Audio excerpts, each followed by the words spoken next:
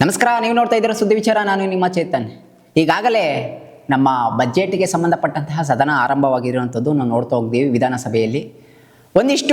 ವಿಧಾನಸಭೆಯಲ್ಲಿ ಬಜೆಟ್ಗೆ ಸಂಬಂಧಪಟ್ಟಂತೆ ಒಂದಿಷ್ಟು ಪರ ವಿರೋಧ ಚರ್ಚೆಗಳು ನಡೀತಾನೇ ಇದೆ. ರಾಜ್ಯ ಸರ್ಕಾರದ ಮೇಲೆ ವಿರೋಧ ಪಕ್ಷದ ಆಪಾದನೆ ಹಾಕುವಂಥದ್ದು, ಜೊತೆಗೆ ರಾಜ್ಯ ಸರ್ಕಾರ ವಿರೋಧ ಪಕ್ಷದವ್ರ ಮೇಲೆ ನೀವೇನು ಮಾಡಿದ್ರಿ ಹಿಂದೆ ಅಂತ ಒಂದಿಷ್ಟು ಜಟಾಪಟಿಗಳು ನಡೀತಾನೆ ಇರ್ತದೆ.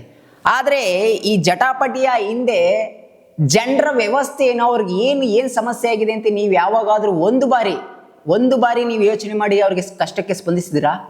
ಈಗ ಸದನದಲ್ಲಿ ನಡೀತಿರುವಂಥದ್ದು ಏನಪ್ಪ ಬಹುಮುಖ್ಯವಾಗಿ ಅಂದ್ರೆ, ನಮ್ಮ ವಿಧಾನಸಭಾ ಕ್ಷೇತ್ರಕ್ಕೆ ಅನುದಾನ ಕೊಟ್ಟಿಲ್ಲ ಅಂತ ಒಂದು ರೀತಿಯ ಹೋರಾಟ. ನಮ್ಮ ಕ್ಷೇತ್ರಕ್ಕೆ ಅನುದಾನ ಕೊಟ್ಟಿಲ್ಲ, ಅದಕ್ಕೆ ನಾವು ಅಭಿವೃದ್ಧಿ ಕಾರ್ಯಗಳು ಮಾಡಕ್ಕಾಗ್ತಿಲ್ಲ. ಈ ಸೈಡು ನಮಗೆ ಆಸ್ಪತ್ರೆಗಳಿಲ್ಲ, ಈ ಸೈಡು ಹೃದಯಕ್ಕೆ ಸಂಬಂಧಪಟ್ಟಂತೆ ಯಾವುದು ಮಲ್ಟಿ ಸ್ಪೆಷಾಲಿಟಿ ಆಸ್ಪತ್ರೆ ಇಲ್ಲ ಅಂತ ಒಂದಿಷ್ಟು MLA ಶಾಸಕರುಗಳು ಆಕ್ರೋಶನ ಹೊರ ಹಾಕ್ತಿರುವಂಥದ್ದು, ಬಾವಿಗಳಿದ್ದು ಆಕ್ರೋಶನ ಹೊರ ಹಾಕ್ತಾ ಇದ್ದಾರೆ. ಜೊತೆಗೆ ಇನ್ನೊಂದು ಮುಖ್ಯವಾಗಿ ಅಂದ್ರೆ, ಈ KPSC ಸಂಬಂಧಪಟ್ಟಿದ್ದು, KPSC ನಡೆದಿರುವಂಥ ಹಗರಣಗಳ ಬಗ್ಗೆ ಈ ಹಿಂದೆನೂ ಸಹ ಇತ್ತು, ಈಗೂ ನಡೆದಿದೆ. ಅದಕ್ಕೆ ಸಂಬಂಧಪಟ್ಟಂತೆ ಭಾರಿ ರೀತಿಯ ಚರ್ಚೆ ನಡೀತು. ಅದ್ರ ಬಗ್ಗೆ ತನಿಖೆ ಆಗಬೇಕು. KPSCಲಿ ಬಹುಮುಖ್ಯವಾಗಿ ಈ ಮೊನ್ನೆ ನಡೀತು ಒಂದು ಎಕ್ಸಾಮು, ಅದರಲ್ಲಿ ಬಹುಮುಖ್ಯವಾಗಿ ಆರ್ಡರ್ ವೈಸಲ್ಲಿ 16 ಜನ ಏನಿದ್ರಂತೆ, ಅವರೆಲ್ಲರೂ ಪ್ರಭಾವಿ ರಾಜಕಾರಣಿಗಳ ಮಕ್ಕಳೇ. ಅದರಲ್ಲಿ ಗೋಲ್ಮಾಲ್ ನಡೆದಿದೆ ಅಂತ ಈಗ ಆಗಡ್ರಿ ಒಂದಿಷ್ಟು ಮಾಹಿತಿಗಳು ಇದ್ದು, ಅದರ ಮಾಹಿತಿ ಆಧಾರದ ಮೇಲೆ ತನಿಖೆ ಆಗಬೇಕು ಅಂತ ವಿರೋಧ ಪಕ್ಷದವರು ಆಡಳಿತ ಪಕ್ಷದ ಮೇಲೆ ಒಂದು ಆಪಾದನೆ ಆಗ್ತಿರೋದು, ಅದನ್ನ ತನಿಖೆ ಆಗಬೇಕು ಅಂತ. ಜನರು ಹೇಳೋದೇನು ಅಂದ್ರೆ, ನೀವು ಮಾತ್ರ ಹೊಡೆದಾಡ್ಕೋತೀರಾ, ನಿಮ್ಮ ಮಕ್ಕಳು ಚೆನ್ನಾಗಿರ್ತಾರೆ, ನೀವು ಚೆನ್ನಾಗಿರ್ತೀರಾ, ಆದರೆ ನಮ್ಮಲ್ಲಿರುವಂಥ ಆಚೆಗಡೆ ಬಡಪಾಯಿ ಮಕ್ಳು ಏನಾಗಬೇಕು, ನಮ್ಮಂಥ ಬಡವ್ರು ಏನಾಗಬೇಕು? ನಾವು ಸತ್ರೆ ನಿಮ್ಗೇನು ಚಿಂತೆ ಇಲ್ಲ, ನಾವು ನಿಮ್ಮನ್ನು ಓಟಾಗಿ ಗೆಲ್ಸಿರೋದೇನು ನಮಗೆ ಸಮಸ್ಯೆ ಬಂದಾಗ ನೀವು ಸ್ಪಂದಿಸ್ಲಿ ಅಂತ.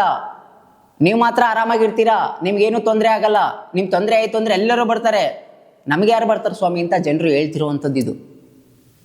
ಜೊತೆಗೆ ಅಂದ್ರೆ, ಈ ಒಂದಿಷ್ಟು ಜನ ಹೇಳ್ತಾರೆ 5 ವರ್ಷ ಈ ಪಕ್ಷ ಇರಲಿ ಅಥವಾ ಇನ್ನೊಂದು 5 ವರ್ಷ ಈ ಪಕ್ಷ ಇರಲಿ, ನಿಮ್ಮ ಪಕ್ಷಗಳ ನೀವು ಹೋರಾಟ ಮಾಡ್ಕೊಂಡು, ನೀವು ಹೊಡೆದಾಟ ಮಾಡ್ಕೊಂಡು, ನೀವೇ ಏನಾದರೂ ಒಂದೇ ನಾಣ್ಯದ 2 ಮುಖ ಇದ್ದಂಗೆ ನೀವು ಅಂತ ಹೇಳ್ತಾರೆ. ಆದರೆ ಒಂದ್ಸತಿ ಆದರೂ ನಮ್ಮ ಜನರಿಗೆ ಏನಾದರೂ ಸಮಸ್ಯೆ ಬಂದಾಗ ನೀವು ಬಗೆಹರಿಸಿದ್ದೀರಾ ಅಂತ ಜನರು ಹೇಳ್ತಿರೋವಂಥದ್ದು. ಇಲ್ಲಿ ಏನಾಗ್ಬಿಟ್ಟಿದೆ ಅಂದ್ರೆ, ಪ್ರತಿ ಸಲ ಬಜೆಟ್ ನಡೆದಾಗ ನೀವು ಬರೀ ಬಜೆಟ್ನ ಅನುದಾನ ಇಟ್ಟಿದ್ದೀವಿ ಅಂತ ಹೇಳ್ತೀರಾ. ಆ ಅನುದಾನವನ್ನು ಯಾವುದಕ್ಕೆ ಬಳಸಿದ್ದೀರಾ ಅಂತ ಜನರ ಮುಂದೆ ಇಡಿ, ಮಾಧ್ಯಮದ ಮುಂದೆ ತಂದಿಡಿ. ಇಷ್ಟಿಷ್ಟ ಆಗಿದೆ ಅಂತ ಎಲ್ಲ ಪ್ರತಿಯೊಬ್ಬರು MLA ಹೇಳಿ. ಆಗಿಲ್ಲ ಅಂದ್ರೆ ಆಗಿಲ್ಲ ಅಂತ ಹೇಳಿ.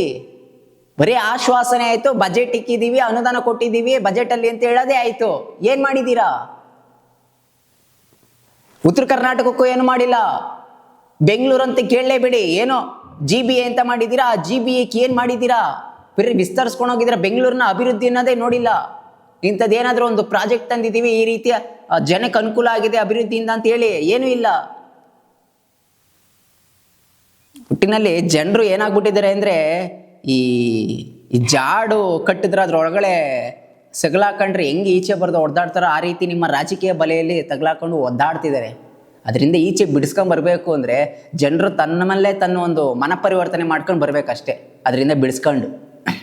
ಒಟ್ಟಿನಲ್ಲಿ ಜನರು ಆ ರೀತಿ ಆಗಿರುವಂಥದ್ದು. ಇನ್ನೊಂದೇನು ಅಂದರೆ, ಉದ್ಯೋಗದ ಸಮಸ್ಯೆ. ಉದ್ಯೋಗದೇ ಒಂದು ದೊಡ್ಡ ಹೋರಾಟ ಮಾಡ್ತಿರುವಂಥದ್ದು. ಎಲ್ಲಿ ನೋಡಿದ್ರು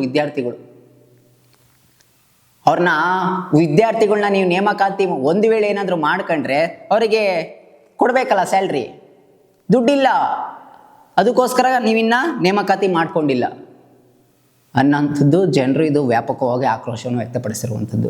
ಒಟ್ಟಿನಲ್ಲಿ ಯಾವುದೇ ರೀತಿ ಜನರಿಗೆ ನೀವು ಸಮಸ್ಯೆ ಆಗದಂಗೆ ನೋಡ್ಕೊಳ್ಳುವುದೇ ಸರ್ಕಾರದ ಜವಾಬ್ದಾರಿ ಇರುವಂಥದ್ದು. ಇಲ್ಲಿ ಪಕ್ಷ ಯಾವುದೇ ಇರಲಿ ಅಥವಾ ವ್ಯಕ್ತಿ ಯಾವುದೇ ಇರಲಿ, ನೀವು ಜನರಿಗೋಸ್ಕರ ನೀವೇನಾದರೂ ಸಮಸ್ಯೆ ಬಗೆಹರಿಸಿದ್ರೆ ಅವಾಗ ಸರ್ಕಾರ ಒಂದು ವ್ಯವಸ್ಥಿತ ಅಂದರೆ ಒಂದು ಆಡಳಿತ ಪಕ್ಷ ಅದು ಜನರು ಹೋಗಿ ಇದೆ ಅಂತ ಅನಿಸ್ಕೊಳ್ಳುತ್ತೆ. ಇಲ್ಲ ಅಂದರೆ ಇಲ್ಲ ಅಂತಲೇ ಅದು ಜನರು ಹೇಳೋವಂಥದ್ದು. ಇದಾಗಿತ್ತು ಇವತ್ತಿನ ಸುದ್ದಿ ವಿಚಾರ. ಸುದ್ದಿ ನಮ್ಮದು, ವಿಚಾರ ನಿಮ್ಮದು. ನಮಸ್ಕಾರ.